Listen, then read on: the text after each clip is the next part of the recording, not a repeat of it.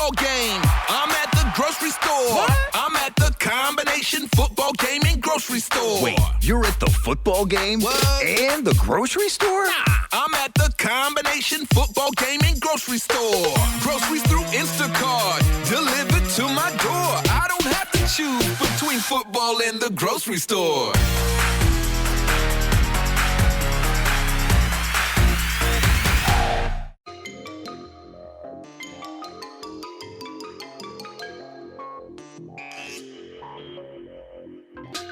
Percolate on a particular mix of odd and inspiring news headlines in Wendy's Coffee House. Newsmakers with a penchant for the unknown, unexplained, and unusual share their experiences with UFOs, ghost encounters, near-death experiences, and more for your own unique blend of Wendy's Coffee House Curious.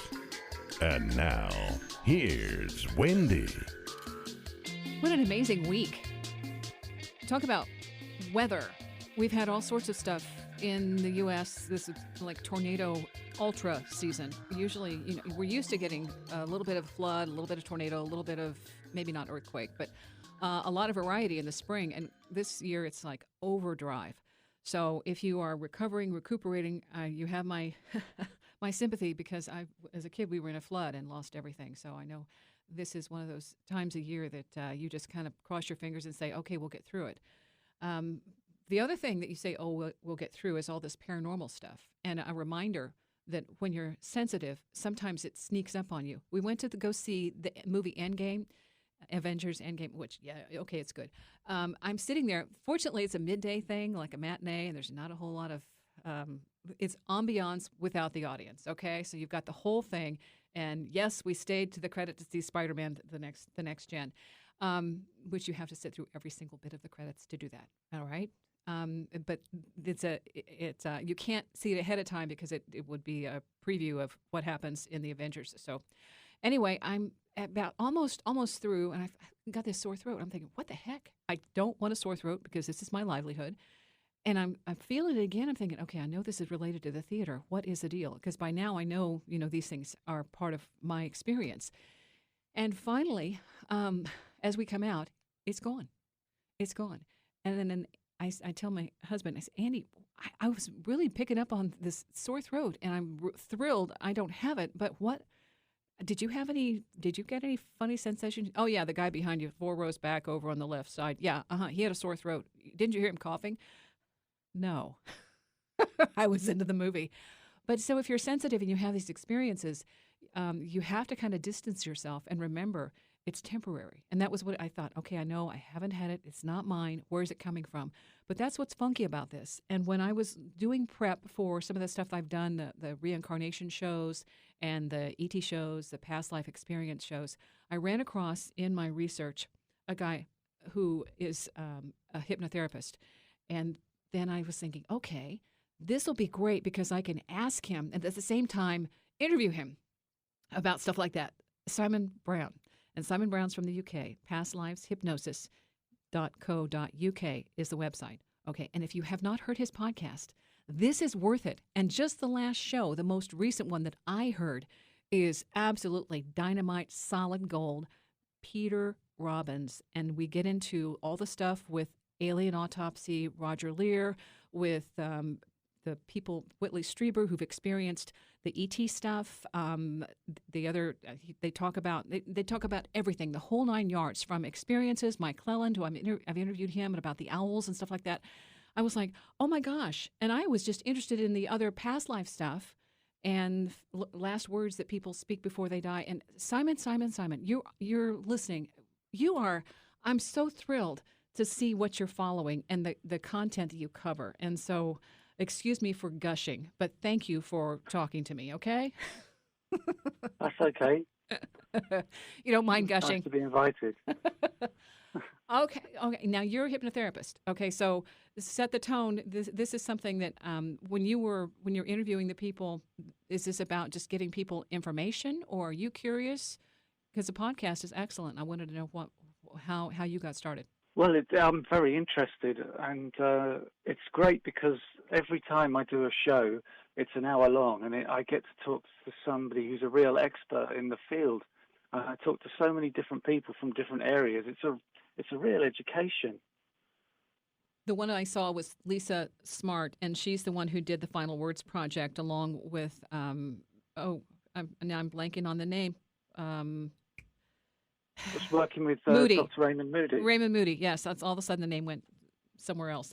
Yes, and that was another reason I was drawn to some of the content that you had, because I was also looking at past life regression and those kinds of things. But you, when you're doing this, are you looking for people who are interested in that, or you just do in hypnotherapy whatever the person needs at that moment? What I'm looking for in guests is people with great information about. Really, I started out looking for evidence that there's survival after death, that our consciousness carries on. And I found so much information from so many different areas that, for me, have proved that. And so what I look for is a diversity of guests who have all sorts of areas of expertise, like there may be experts in the near-death experience, or experts in deathbed visions, or people that do past life regressions, or people who spontaneously remember past lives. So there's a whole load of information coming from different areas, but it all comes together in the end. And I find that they all say the same thing, basically, and no matter what their background is or where they're coming from. And I think that's fantastic, because it gives us a thread, a common theme that says, okay, there's something to this. Yeah, I really do think there is something to this. And when we look at the work that was done to study children who remember past lives, and there are some cases there that go into so much detail where so many things are proven that it's really hard to deny that it's anything but reincarnation.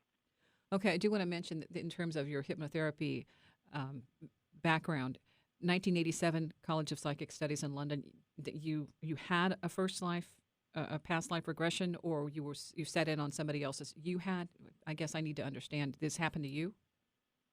Yeah, I was visiting the College of Psychic Studies regularly, and every time I would go there, it was, pay a little bit of money, and that would go to the college, and somebody could be a clairvoyant, it could be a channel, but there was a time I did a past life regression, and this really talented lady hypnotized me and took me back to a past life.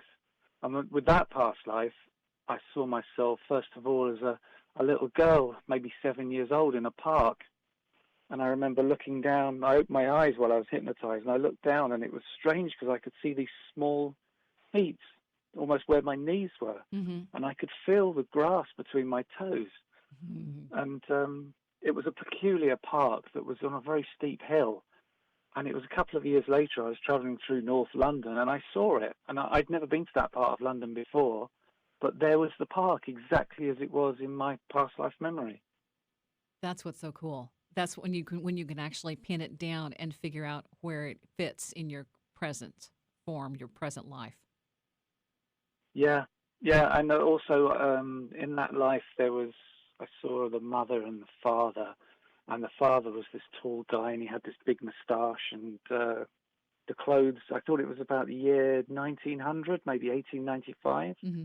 But as soon as I saw the father, I thought, I know that person in this life, like they've been reincarnated with me in this life, and this guy is now my best friend. Oh, wow. Okay. So it's that thing where you work with a soul group, and you all incarnate together to work together on different things. And in one life, you may be the son, and then the next life, you're the father or the mother. Yeah. And I think that's fascinating, too, because you reincarnate as groups, and you come in and each plays a different part. Sometimes you're the good guy, and sometimes you're the not so good guy. Yeah, and that comes down to contracts that you put in place before you're born, so that you may be coming into a life where you have to learn a lesson, and it might be that lesson is loneliness, and so you have a contract with one of your soul group that they will come into your life, and you might have a great relationship with them, and then they'll leave you, and you'll have a long period of loneliness, and it might be a mean thing to do in your life to leave you, but actually they're doing you a favor because they're helping you learn that lesson. Understand. Empathy and, yeah.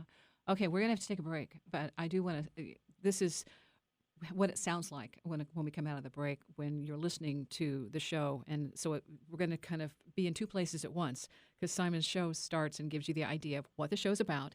And I want you to, if you enjoy anything we're talking about, check out his podcast, because there's some great content, and it covers a lot of stuff that just makes you think and reminds you that there's so much more going on that we are involved in, whether we're aware of it or not. So again, Simon is my guest, pastliveshypnosis.co.uk if you want to, look ahead and see what we're going to be talking about. But out of the break, we're going to pretend like we've just started Simon's podcast.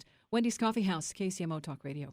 This is the Past Lives podcast. I'm your host, Simon Bown. My mission here at the Past Lives podcast is to investigate evidence that demonstrates survival of the human soul. We will look at past life memories, near-death experiences, spirit communication, and other incredible phenomena. Okay, see? Now we want more.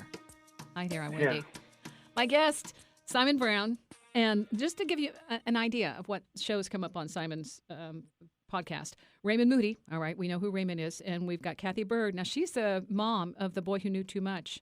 He remembers his past life as Luke Gehrig, okay? And that is a phenomenal story. Final Words Project, Lisa Smart. She's the one, Words on the Threshold, what you say or what we say as we transition, cross over. Also, the one I talked about before, Peter Robbins, who was basically an associate of John Mack and David Jacobs and Bud Hopkins. So that show is I was really impressed. You covered a lot of territory. But with your shows, are you seeing more interest in these topics now as you do these shows? Yeah, I think there's a lot of people who are interested in all this kind of thing, and it is growing out there, isn't it? Mm-hmm. You must see it's growing from your side as well. And my podcast is growing every week with more listeners, so there's definitely interest. Well, what you bring to the equation is you've had some experiences too, and you guys talked about that. I wanted to get into when we're talking about experiences, and the reason I find hypnotherapy so helpful is when you have something that really drives you crazy, that shouldn't have happened, and yet it did. One way to address it and to find out more is to go under hypnosis. And you were talking about an experience where you saw this orange glowing ball as you were going through, I believe this is in Reading. Can you refresh so that I'm not just shooting in the dark here with what that experience was? Okay. Well, I was driving across a part of the country that's called a national forest, so there's a lot of control there. It's public land, and you're not allowed to have, like, say, bonfires. You're not allowed to go out and build anything, and there's animals roaming free. So when I saw this huge ball of orange light just sitting there on top of it, I thought that's very odd, because that's totally illegal, and I went through a kind of mental checklist, and I thought, it's definitely not a helicopter, it's not a flare, it's not a hot air balloon, it can't be an aircraft. It didn't move an inch the whole time I was looking at it. It was about the size of a car and only 20 or 30 feet off the ground, and it lit up the whole area. And that was when I was on my way to Reading, and it was on the way back that I had this strange synchronicity happen. Mm-hmm. Do you want me to go through that? Yes. Because I was listening to a podcast that was done by Mike Cleland, and he was talking to a guy called Joe Montaldo, who's an expert on alien abductions.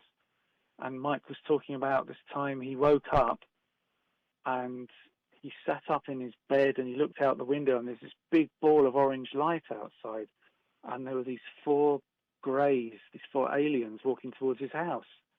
And just when I got to the spot where I saw the orange light, Joe Montaldo says, "And you know what that orange light was now, don't you?"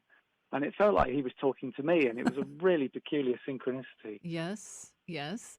That is mind-blowing, okay? Because when it's like, who's watching? Are they in the car with you? Are they in your head? How do they do that? Because to me, there's more than synchronicity happening. Or, if you believe that we all create our reality in every given moment, that you just put an impression there as you were talking to remind you that you're the creator. then it gets into a whole different area of Yeah. thought. But Well, Joe Montaldo said that sort of thing is that they're giving you a message. It's like they're sneaking up behind you and giving you a little slap and saying, "Hey, pay attention." yes, yes. The thing I wondered is if you went back and had any kind of a regression to figure out what it was that you saw. If there was something to it, if it was a craft, or if just the orange light, if you stopped there. I haven't done that. I did take a walk over there, and I went to the exact spot where it was and had a look at it, and I could see that it was just above a tree that was only, say, 20 or 30 foot tall. There was definitely nothing around there that could produce a light like that, no buildings or anything. So it's just a very strange thing, and who can say what it was? I wouldn't say, hey, that was definitely an alien spaceship. I just don't know what it was. Well, I have a screen memory, and I do know I haven't done a regression to figure out what it is yet. I'm curious, but it involves a cat, and my cat. I'm walking from the kitchen to the bedroom through another hallway, and as I'm crossing, I see her on the back of a chair looking at me, and I'm thinking, oh man, she was a calico, and she's beautiful colors. And I was looking at her collar, and it was this wonderful little green collar with a pink heart. And I thought, it just looks so picture perfect. And I have tons of photos of her because I'm, just mesmerized. And I'm thinking, I got to get the camera. I've got to take that picture. And as I'm walking, thinking about getting the camera, I'm also remembering she doesn't wear a collar. From the time she was a small kitten, she got out of every collar I put on her like a little Houdini. And I'm thinking, what? And I turn back. This is like in a matter of seconds. I go back to look and see where she is.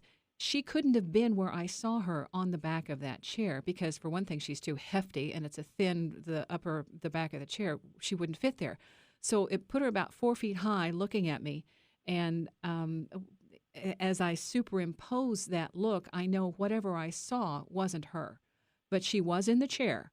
And I thought, well, isn't that interesting? So I haven't gone back to do a regression to figure out what I saw, but I'm assuming, since I've had other contact, that was a shadow, a shade, a superimposition so that I wouldn't be freaked out. Does that make sense? Yeah. It sounds like a very typical kind of screen memory, doesn't it? Uh-huh. It's almost like they telepathically took an image from your mind, so they knew what to look like when you looked in that direction. I just thought it was so funny because it was such a spontaneous thing. And if I had not wanted to take a picture and document it, it wouldn't have been a problem. I wouldn't have thought a thing about it. I would have gone about my business and never even put the two together. But the fact also that she doesn't wear a collar was just a bit of a giveaway. It was like the tell you call it was, oh, hey. So, and the other thing is, did they want me to know? I think they did, or it wouldn't have stood out so much that, okay, here, can you figure this out? Here's a clue. That's it. So, It's very subtle. Do you think that hypnotherapy is something that that people can research and explore those kinds of actions or events? Yeah. The hypnotherapist has to be very careful not to do any leading, and they would have to use very basic questions, just saying, okay, what do you see? Because you're highly suggestible when you're hypnotized. So if they ever say anything like UFO or alien or screen memory, then that's leading you, and it can suggest false memories. Mm-hmm. But it can be very effective, because one of the guests I had was Robert Snow, and he was a homicide detective in Chicago for 38 years, and he did a past life regression quite grudgingly. He didn't want to do it. He was nagged into it, and finally he gave in. Mm-hmm. And he said the whole time he thought it was nonsense. He's a homicide detective. He doesn't listen to all this crazy stuff. But over the next few years, he used his skills as a detective to track down this life that he'd seen in the regression. And he said there were 28 things that he proved from that life that now he just can't deny it. That was a reincarnation. And that is where it all comes down to proof. The 28 hits or 28, this is real, this is legit. My guest is a past life specialist, hypnotherapist. If you are able to listen to podcasts, good. If you're not, you should. And check out his podcast, Simon Brown. We're going to get back into some of the stuff that he's, in terms of his listeners, some of the stuff he's discovered with some of his guests, and more about past lives. And if you have memories, this is an opportunity. He also does therapy, and you are welcome to connect with him too and find out what kind of a past life experience you may have had. Stick around.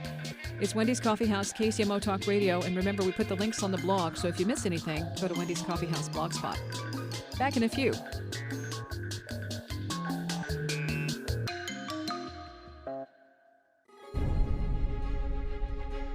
Wendy's Coffee House, KCMO Talk Radio. My guest is a fascinating researcher because he gets into the past life stuff, and the guests that he has on his podcast, I'm jealous.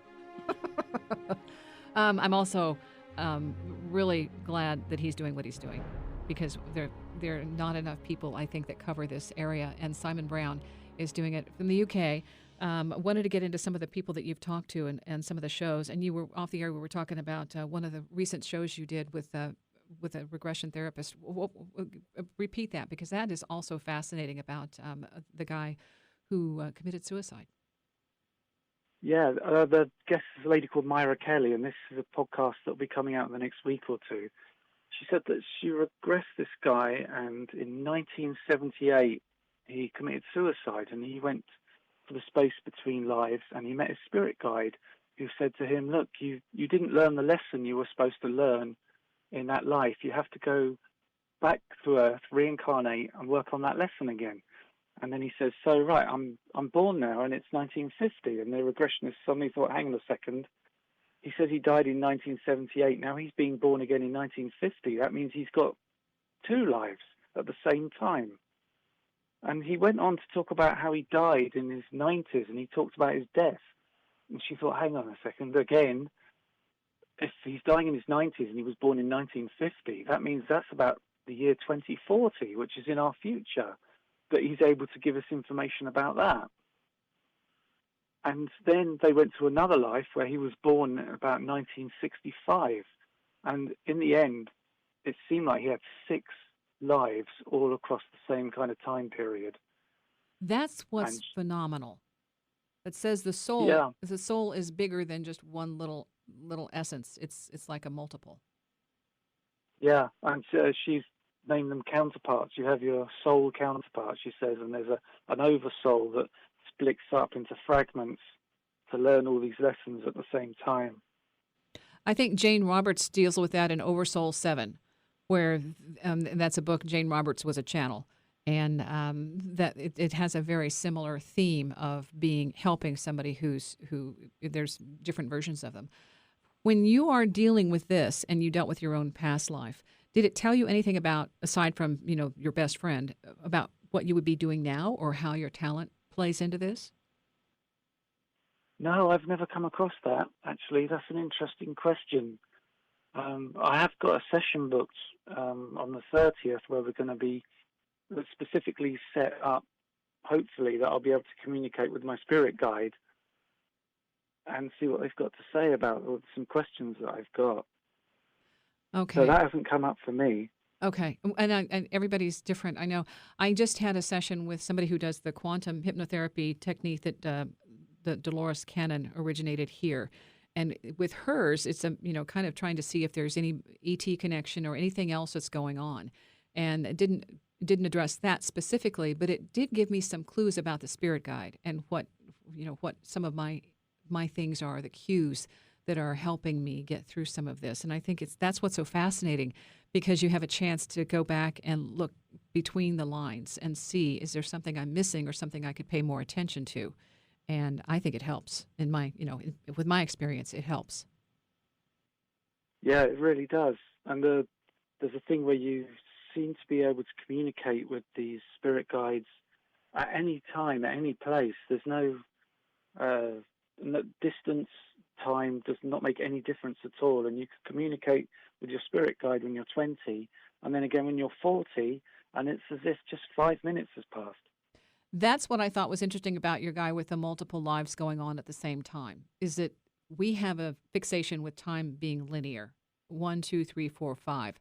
And when you're dealing with anything, whether it's out of body or whether it's, going into a past life regression, that goes away. And for me, having experience with that other ET thing it is completely non-existent, because when you have something and it all of a sudden is present, then not, and they show you that they can change time and make everything look different as you're right there in front of them, and they're saying, okay, this is going to be an altered state, and you see everything change, and no time has passed. It's just they did it. It's done. Maybe I should be more specific. Okay. I was given an idea that there would be an alternate timeline, and I would be able to see it, and not to telegraph, because then you get stuck in it. That's how it was explained to me. Don't telegraph, just experience it, see what happens. At the time I stepped out of the house and went down the road, normally there would be multiple colors of cars. During this particular sequence, the cars were all neutral: black, silver, gray, white. That was it. Usually there's green, there's red, there's blue, there's gold. None of those colors were there. And that was showing me that reality isn't quite what we think, and we can be shifted or influenced much easier than we have any awareness. But it blew my mind. Okay, that's why I know that screen memory is also one of those other little jokes of, what's really going on here? Are you paying attention? Do you get anything like that ever? Does that ever happen to you? I did have a guest on the show, and she was talking about communication with angels. She was saying that sometimes they'll send you a message, and it can be really subtle, and it could be anything. It could be a white feather just falling out the sky in front of you, and a week later, a white feather just fell out of the sky right in front of me, and there were no birds around.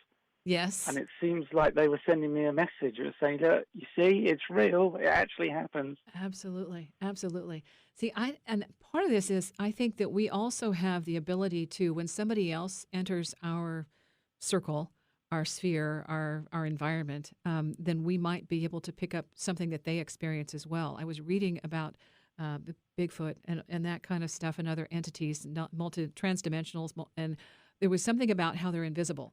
Okay, so my husband and I go to the dog park, and as we are walking, we look off over to the side, and there's this little whirlwind.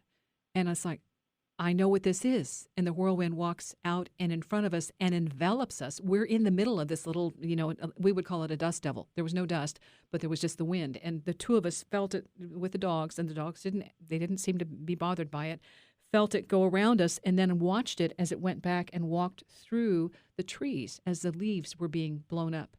Okay, a couple of weeks after that, because I thought, okay, that's what it is. That's one of those invisible people.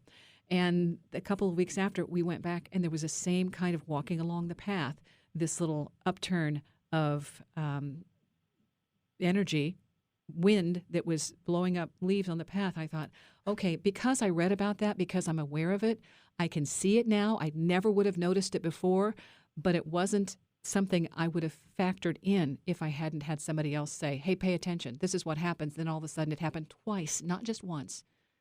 So this is what I think you have the ability to do with people, is to take them back to an experience like that and see what they remember and what maybe they weren't able to pick up. Is that accurate? Is that a good, or am I just, guessing? No, that you can do that sort of thing, and you would agree what you're going to do before you take them into hypnosis.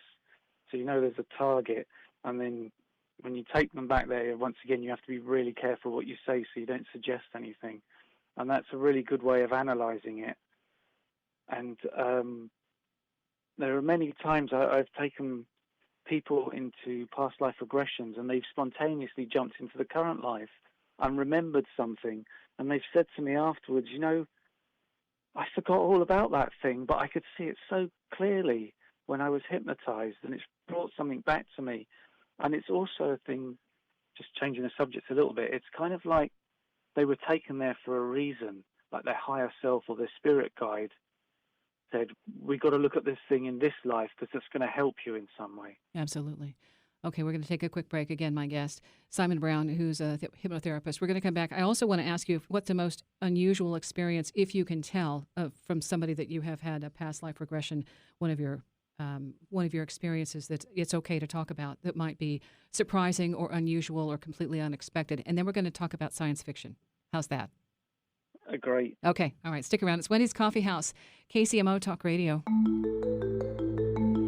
Wendy's Coffee House, KCMO Talk Radio.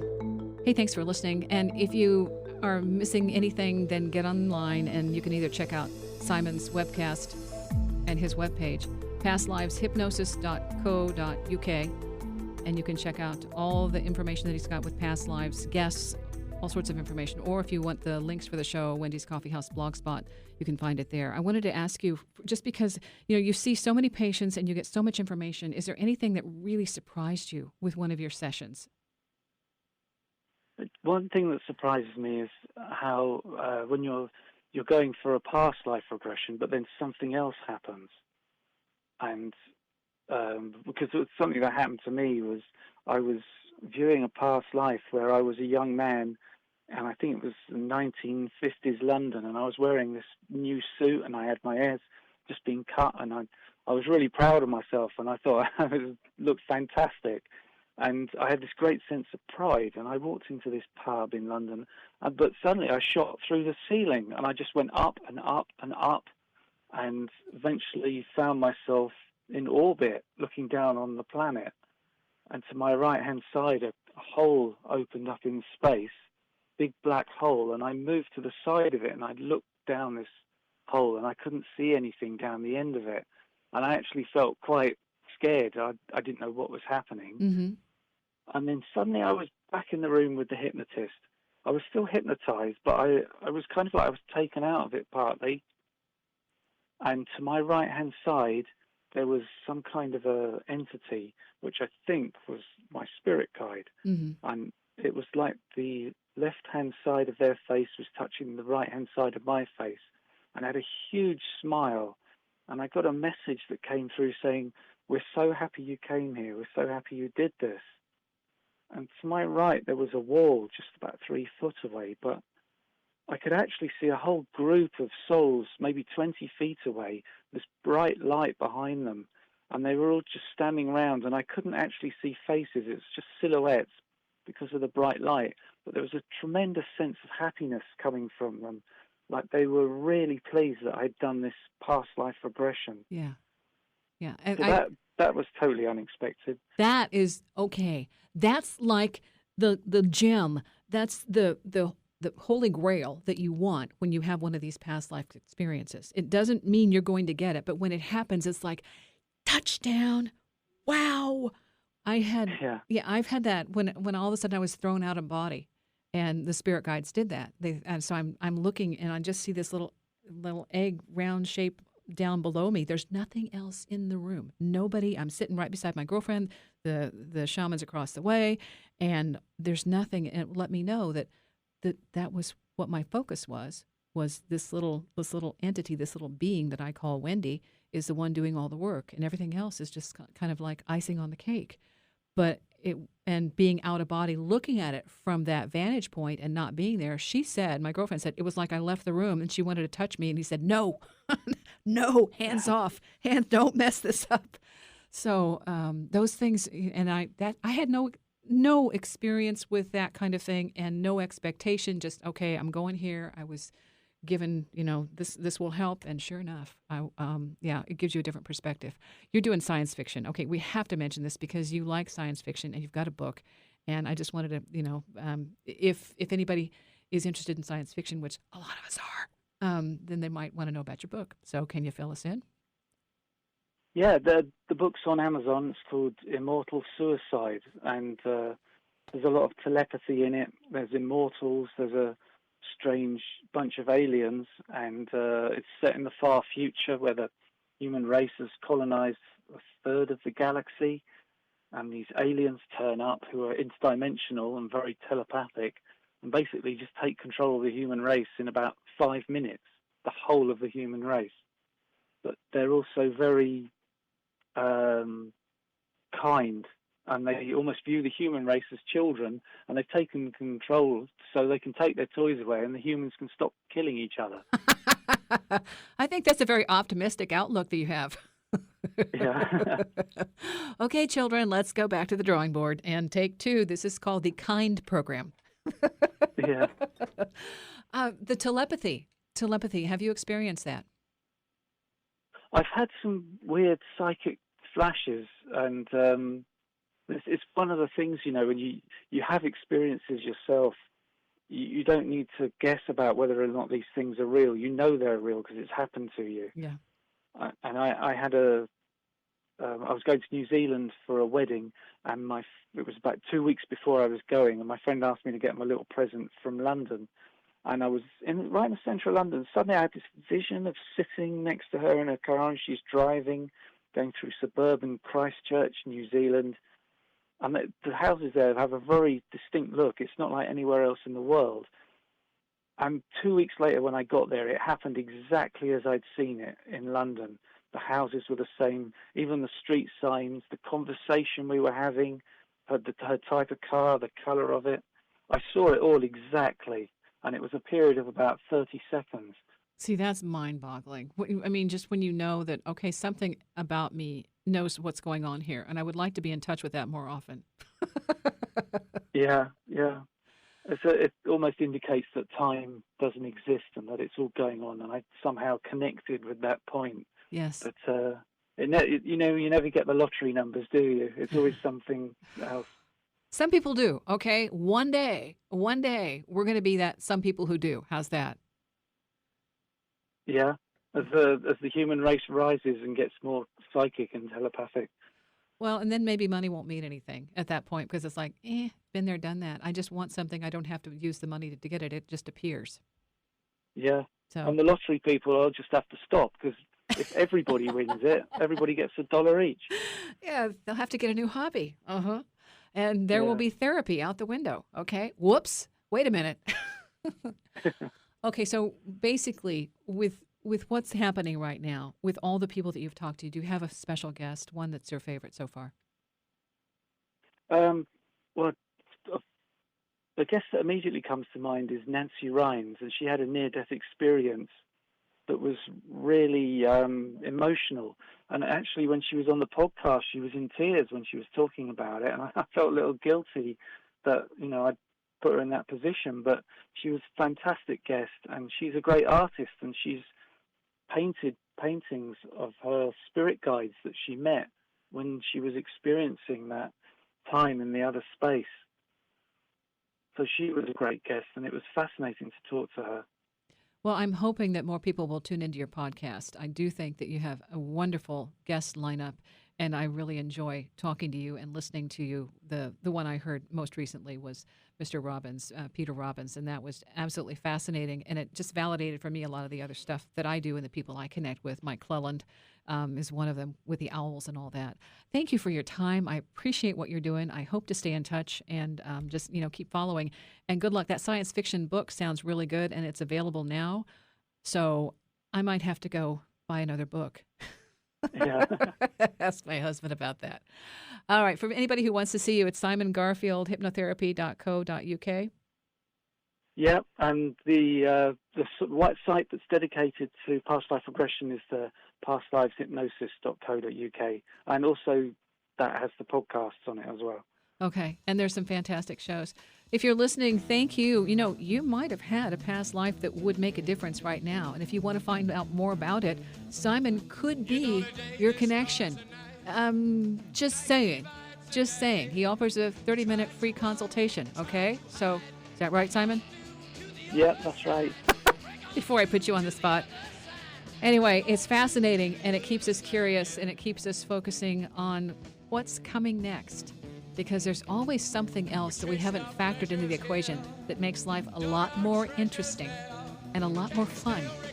Thank you for listening. Check out the details. Wendy's Coffee House Blogspot. I'll put some links up there. And do your homework. Past life regression. Do some Google searching. You'll find past life hypnosis. And that's where you want to just take a little break. Listen. Till next time, stay curious. See ya.